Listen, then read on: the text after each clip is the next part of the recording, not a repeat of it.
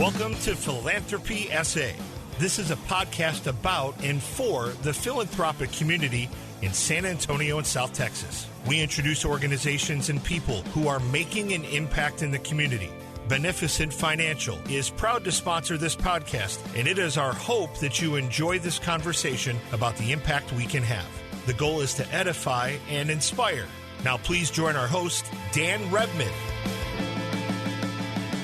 Hi, this is Dan Rebmann, and I'm your host today of Philanthropy SA. Glad to be joined today by Jason Massiatte and Jaime Sanchez. And Jason is with Hila's Heart, and Jaime's got a family that's served by Hila's Heart. And so you're going to hear all about that in a minute, and really glad both of you are here today. Thank you, gentlemen. Thank you for having us. Thank you for having us. Absolutely. Before we get into that, though, Jason and I have known each other for a little while and have been on the board of Social Venture Partners together and that kind of thing. Jason's a native San Antonian, so normally I open with what brought you to San Antonio, and you can say, well, my mom. Although you've been some other places in South Texas and then came back to make San Antonio a permanent home.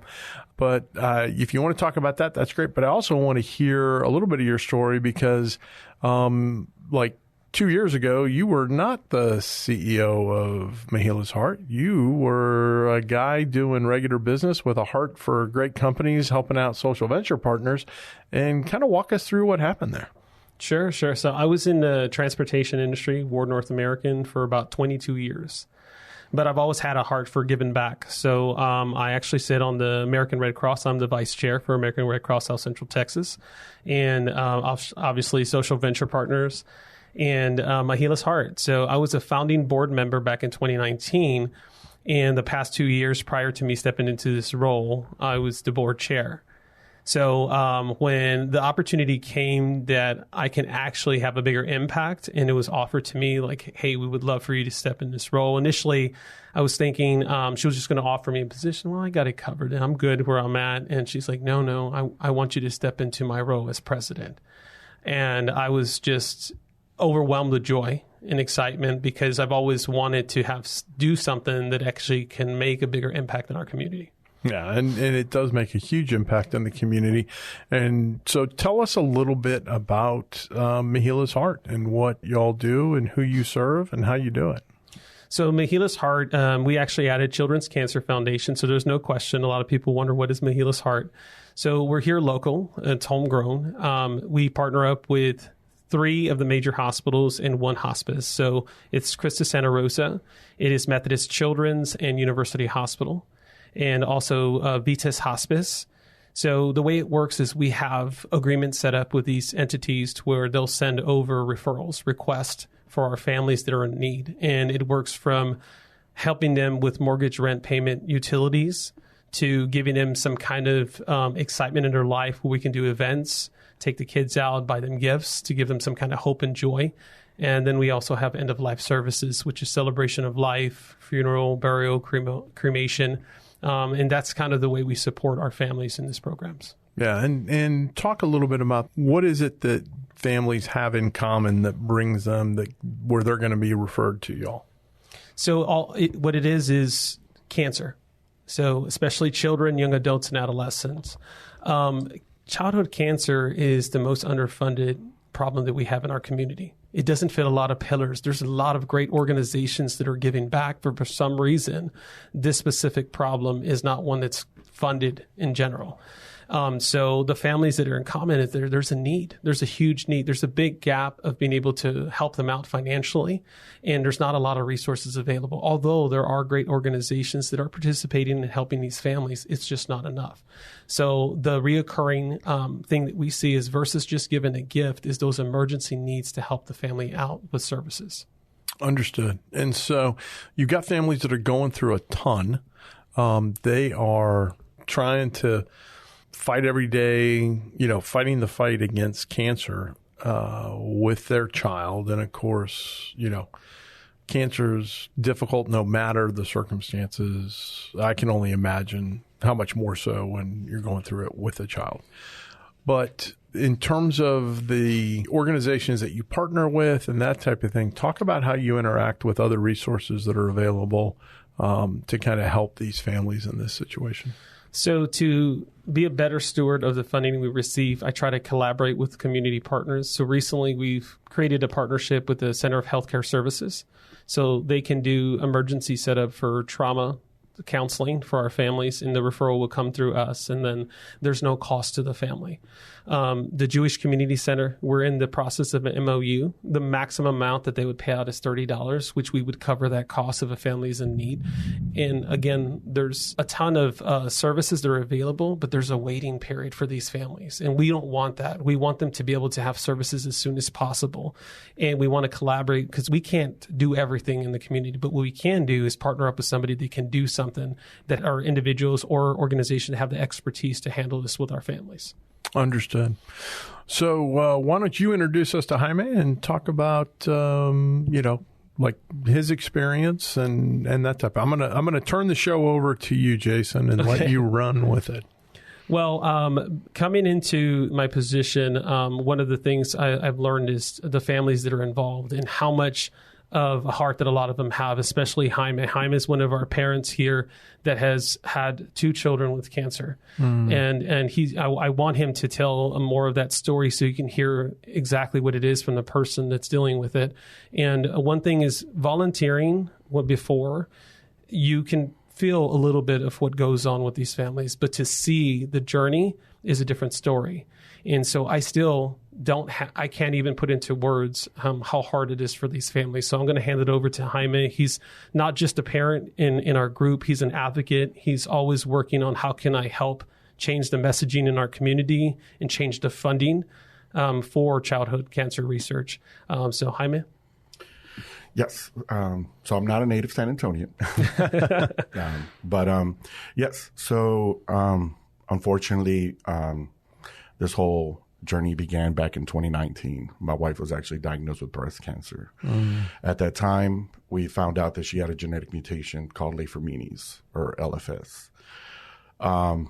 They advised us to check our children, but what happened in 2020? COVID, right? So he got shut down. We weren't able to test them.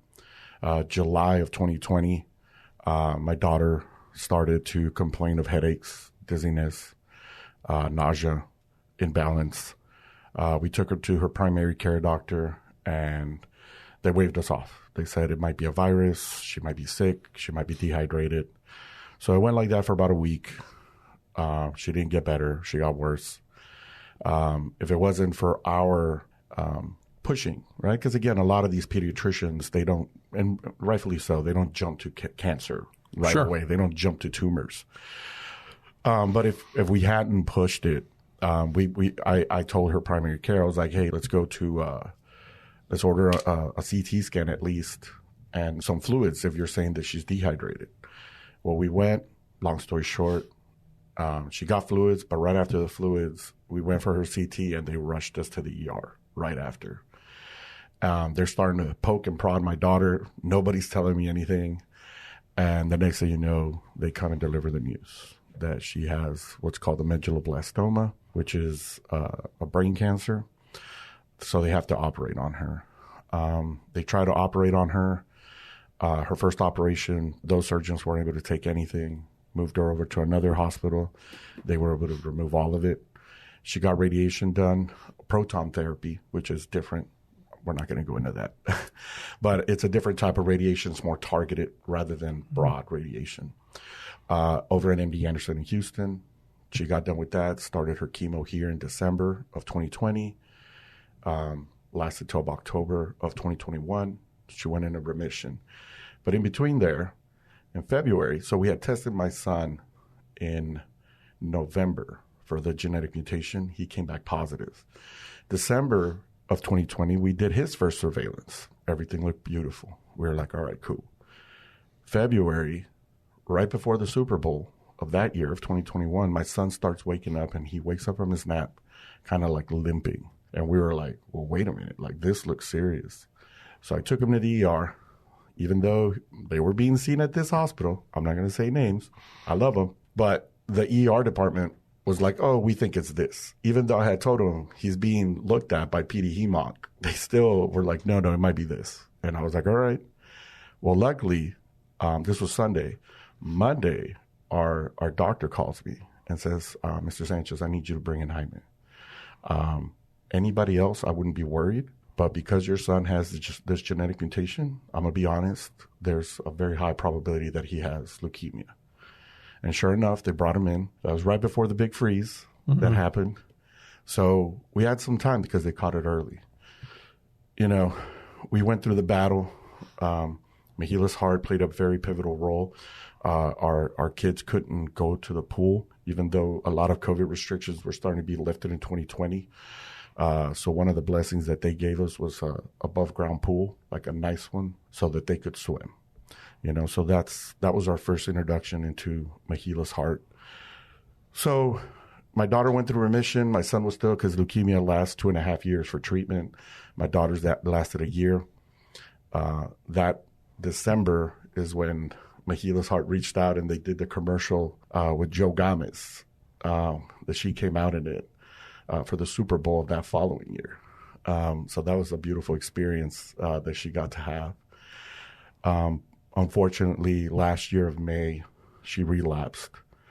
And even though they were able to give her a second surgery, the chemo just wasn't working. And in August of last year, as a matter of fact, Friday was her anniversary, she passed away. I'm so sorry. And, you know, throughout the whole process, you know, Hila's heart has been there holding our hands, supporting us, along with other wonderful organizations, which, again, like Jason alluded to, it's not just the funding that doesn't go towards, like, children. It's also that there's a need for like he says, there's a void where, you know, a lot of these parents go from 2 incomes to 1 income, right? But food stamps doesn't see it that way, right? Social Security doesn't see it that way. So they're still like, well, you're still making X amount because this is what your tax return says. So how are you going to, like, go and get some of this help? And even then, it's temporary, right? So by the time that you finish, you know, depending on what type of cancer treatment you're getting, you may not even qualify now because now you're hopefully getting back to, you know, normal. Yeah. Yeah. No, that's hard. How's your son doing? He's good. He's 12 months. No, I'm sorry, 14 months in remission. We're going to every 2 months. The most he'll ever go is 3, just because, again, of his genetic mutation. They have to keep a stricter eye on him.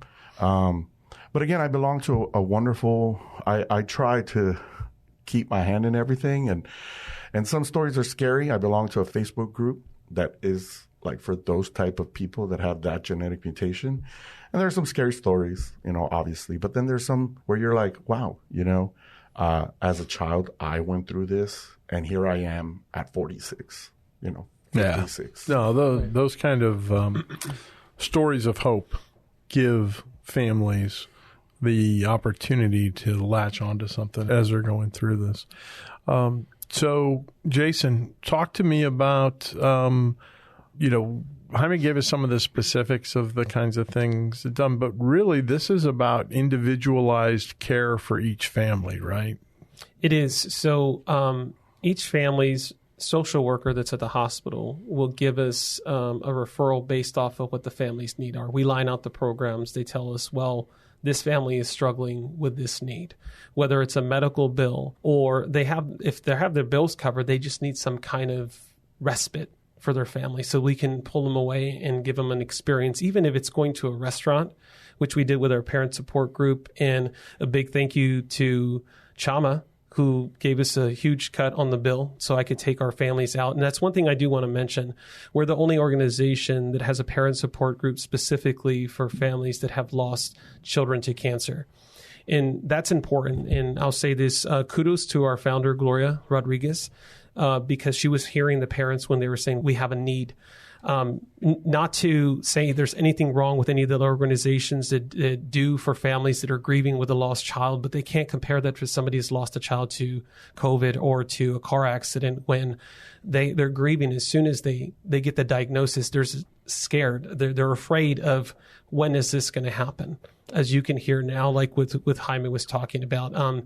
So that's why it's important to have these parent support group, to have somebody available for them so they could have like-minded individuals kind of help each other grow through this process of healing. Yeah.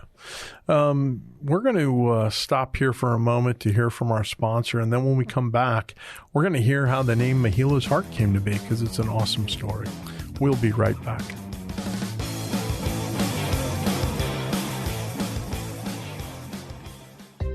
Many of you out there care deeply about wanting to make an impact on the world around you. You want to help take care of the people and organizations that are important to you. We understand that because we feel the same way. Beneficent Financial wants to help you. Our mission is to help people like you with professional, individualized financial advice achieve their objectives. Whether your financial legacy will stay within your family or benefit the community at large, we are able to help. Call Beneficent Financial today at 210-999-5511. In addition to traditional wealth management, we offer philanthropic services such as direct donations of required minimum distributions, donor-advised funds, and foundations.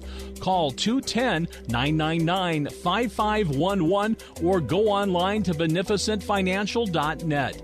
Let us help you do well so you can do good. Securities offered through Momentum Independent Network, member SIPC/FINRA.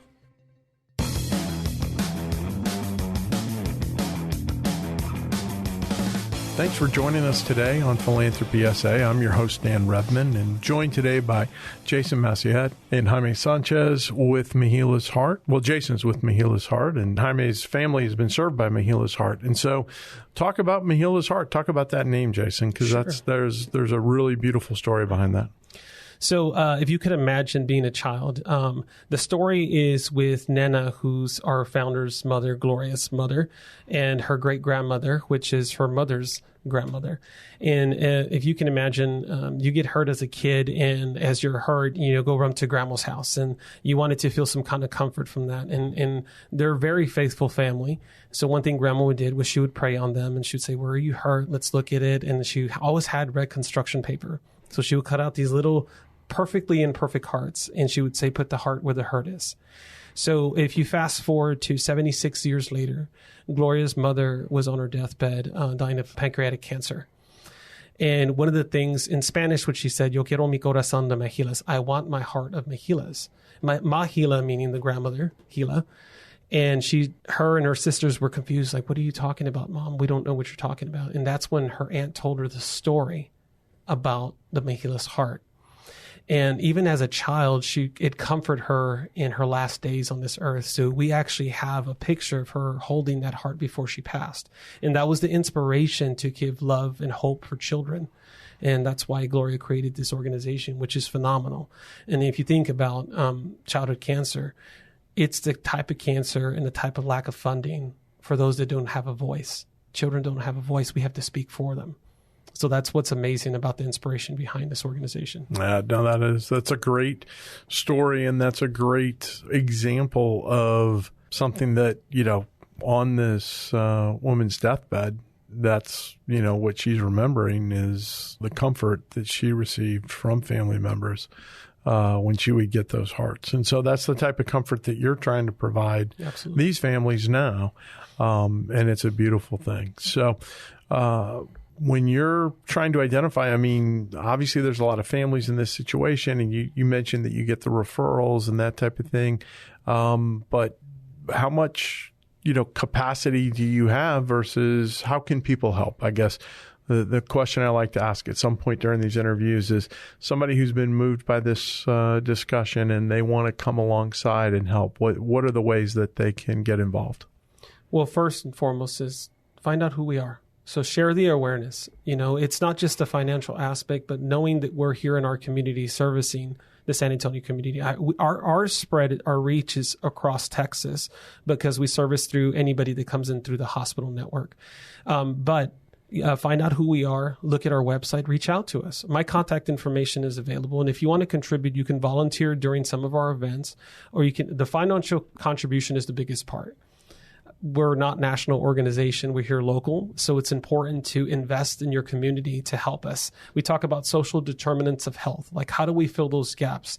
We're one of the organizations that help fill those gaps for these families. Understood. I mean, what would you tell somebody, a family that's just getting this diagnosis, where they're just finding out that they have a child and that child has cancer, and lots of different types of cancer, and, the prognoses can vary and that type of thing. But, those are probably words that strike fear into parents' hearts. It does. It does. And if there's, I guess, any advice that I can give is don't go down the rabbit hole, especially when they're piecemealing your information. It's not that they want to. It's that, again, a lot of they're figuring it out, right? For example, with Jasmine, when she was first diagnosed, they just told me it was brain cancer. They didn't even tell me it was a medulloblastoma. I started looking up all the different types of brain cancer, and I freaked myself out because I was like, am I only going to have 6 months with my daughter? Because, again, that's one of the most lethal types of brain cancer is DIPG. The life expectancy is like less than 6 months. Mm-hmm. But that wasn't the case. So, again, I freaked myself out without having to freak out. So, rely on whatever faith you have. And if you don't have any, go look for some. Because there was a old saying in the military, and that is, there are no atheists in the foxhole. Yeah. So, just stay and question your doctors. Again, I'm not saying like be rude, but, you have the right. You're advocating for your child. Your child can't advocate for himself. So if something sounds off with what your doctors are telling you, question it. If they feel offended, just say, I'm sorry you're offended, but this is my child, and I just have to make sure that you're doing right by my child. Yeah. Well, that's a tough thing. And before we started recording, we were talking about support groups and that type of thing and organizations. Jason, what kind of support do you provide for families, I guess, on an ongoing basis, or after there's been a conclusion to the treatment or it wasn't effective or that type of thing? So it just depends on what the family's needs are. So we're actually kind of trying to approach it a little more holistically. One of the things that in talking to Jaime, for instance, is we're looking at meals, like how can we have healthy eating in regards to like being in the fight so they can be a lot more resilient when they're in the fight. And so we actually looked on the American Cancer Society's website, and we're going to utilize that library as a resource to provide for our families. The other part is we're working with UT Health, Dr. Gail Tomlinson, on genomic testing. What does that mean? We can identify the cancer. We can know what kind of chemo to use with it. That way it can help the survival of the child. And this is a pilot program that hasn't happened yet, but tomorrow I actually have a conversation with Dr. Gail Tomlinson on how do we fill that gap, because there's insurance won't cover it or they don't have insurance, but versus putting a child through all these trials, we're giving them more hope to survive. And the thing about that, for what most people don't know, is there's not really a chemo specifically for children. All of the research is for adults, so they're just adjusting the size. And what chemo does is attack the growth cells of the children. So more than likely, they'll end up having more side effects because of the chemo it's used. So if we can kind of narrow that down by paying for that portion, by raising funds, we can help that family. No, that makes total sense. And in terms of, Jaime, you mentioned in your story about finding out through your wife's situation that there was a genetic predisposition for your kids, because, like you said earlier, it's not like people show up in the emergency room and the first thing they're thinking is that it's cancer and that type of thing. What type of testing, and I guess this is for either of y'all, I mean, are there screening and testing and that type of thing that are possible? You mentioned the genomic thing. Is that a type of thing where you can say, hey, these are characteristics of folks that typically are more prone to have certain types of cancers and that type of thing? Do you mind if I jump in real quick? So for adults, for breast cancer, prostate cancer, colon cancer, there's tests that you can do, and a lot of organizations actually provide that testing ahead of time because there's resources and funding behind it. For children, that doesn't exist. there's not a resource or funding behind it. And it's going to sound a little terrible, but in working with one of the pharmaceutical companies, I reached probably the fourth highest person in charge. And when they were saying, like, we're gonna work with you in the diversity inclusion program, because our demographic is 76.2% Latino or Hispanic children that we're serving in our community, which reflects the San Antonio community, South Texas community. And the answer that I was given was there's not enough children dying for it to be a problem. And it's 1,800 children a year on average that die. 17 children diagnosed. That's 47 children a day, 17,000 children a year that are diagnosed with cancer. Any child that passes is too many children. And that's part of the problem. And it starts off at the very top. Government funding is only 4%, and it's been like that since the 80s, Jaime. Correct me if I'm wrong. Yes. And we have to change the message. It's not just advocating for change from just your local community, but all the way to the government level, so we can start having these funding resources so these families can start proactively testing to prevent from losing a child. So real quick, just to hop on what Jason just said. So just to put in perspective, right? So breast cancer, right, is October. Again, no disrespect. My wife is a breast cancer survivor. So again, I'm not meaning it as a disrespect. But how many people know come September 1st is Pediatric Cancer Awareness Month? Right? The disparity that Jason's alluding to, so breast cancer is the majority of the research that the National Cancer Institute allocates. That can estimate between $500 million to $600 million towards research. Where in contrast, where children get 4%, and it's like, Jaime, it doesn't sound that bad. Well, now you're talking about 200 to 250 million. That's a big disparity once I put it in a bigger number.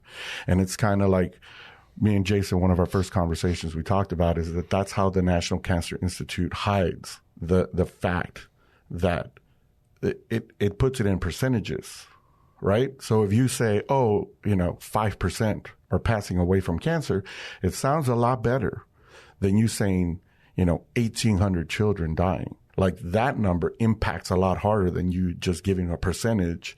And people are like, oh, well, you see, it's not that bad. It's only 5.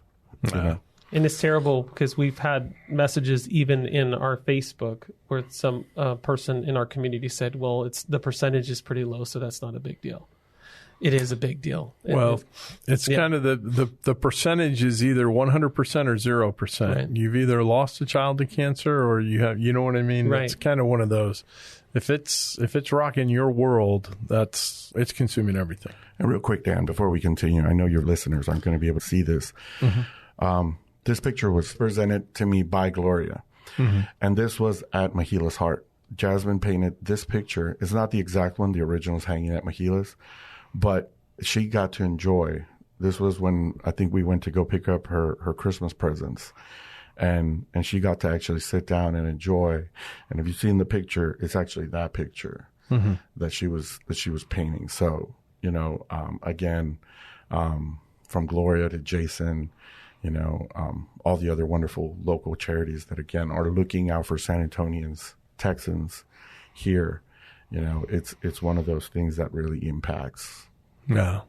So, like we said, we're not doing a video on the podcast, but it's a picture of Jasmine doing a painting, and then a picture of that, or a copy of that painting that's very similar. And I'm sure it's no accident that it's a picture of 3 hearts. Right. So. Right. So, Jason, let's talk about anything else that you want to make sure that we mention or bring up before we're getting close to the end of our time here, and would love to hear anything that you want to make sure, anything I didn't think to ask you that you were hoping I would. Well, you asked a lot of really good questions, and you gave us enough time, but I do want to talk about an event that's coming up, if that's okay. Please do. So September the 13th, it's going to be from 6 to 8 p.m. at the Jewel downtown. Our event's going to be called Noche de Arte, Night of Art. So we had a local artist who donated some paintings, so I'll be auctioning off his paintings, but he'll also be doing a live painting there at our event, and at the end of it, he's going to auction that off. I'll also have a Taylor Swift guitar, and I'll have a signed picture from, you remember the movie Caddyshack, Chevy Chase? I don't know. I'm a big Chevy Chase fan. Willie Nelson will have a signed autograph picture that's going to be auctioned off. So I'm trying to get as much awareness by getting things donated so we can raise money for these families. And I'm assuming that that's something where people can either just buy tickets to go or sponsor a table or that type of thing. You could go on our website. There's what's the website? What's the URL for the website? So it's www.myhilasheart.org. And it's MAHILAS heart, HEART.org. Perfect. And you can go on our website. There should be a banner of our event. You can go in. It's an event.gives. So you can get in there and you could be a sponsor. You could donate. And we will have auction items open 72 hours prior to. So you can start bidding on auction items before it even starts. So you can go in and start bidding people up. That's right. That's wonderful. Well, Jason, Jaime, thank you so much for joining us today. I wish it was a story that had only happy endings. But, Jaime, I know that hearing your story is going to give somebody else strength out there that's dealing with this right now. So on behalf of Philanthropy SA, this is Dan Rebmann reminding you to do well so you can do good.